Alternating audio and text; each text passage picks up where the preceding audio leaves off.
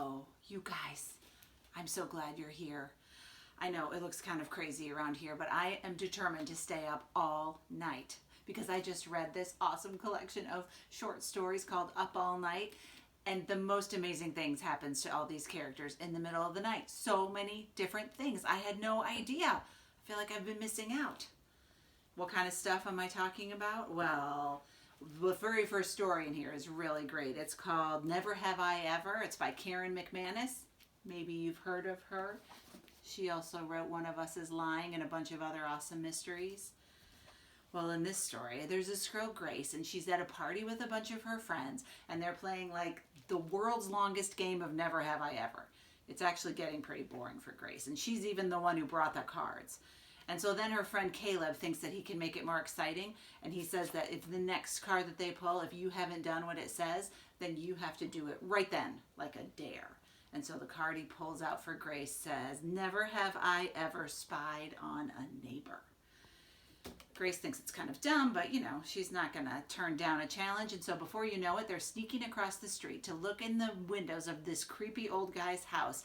And Grace is pretty sure she sees a foot and maybe blood.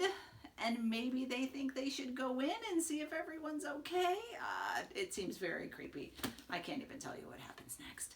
But you might be glad to know that not all of the stories are creepy. Some of them have really awesome and like sweet, exciting things that happen in the middle of the night. Like this girl, Eleanor. She's in the story called Old Rifts and Snowdrifts by Kayla Whaley. Well, Eleanor works in this sweet little flower shop in Atlanta, and it's very nice there, but it's honestly kind of a boring place to work. Except this one night, there's this freak snowstorm in Georgia, and all the adults that work in the shop have to leave because of like family emergencies and stuff, and so Eleanor is left there all on her own. And you might see her like in her wheelchair there and think that like she wouldn't be able to handle it, but she's actually like totally awesome and can do everything in the store. And she's not technically by herself because she knows her friend's brother Owen, who works there sometimes, he's somewhere back in the back of the shop.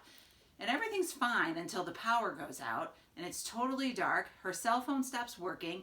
It's getting really cold, and maybe, I mean, she doesn't need help, but when Owen comes out from the warm, toasty greenhouse and he's got hot soup and he's ready to talk, and well, maybe it would be nice to have some company. And you know, she only ever thought of Owen as just her friend's brother, but maybe there's a little bit more of a connection there if they spend all night. Who knows? Oh, that one was really sweet.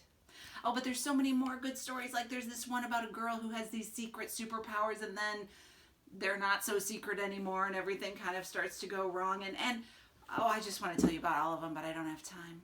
In fact, I think the sun's coming up. I think I did it. I think I stayed up all night. Thank you for keeping me company. I hope you check out this book and tell me if anything awesome has ever happened to you in the middle of the night. Bye.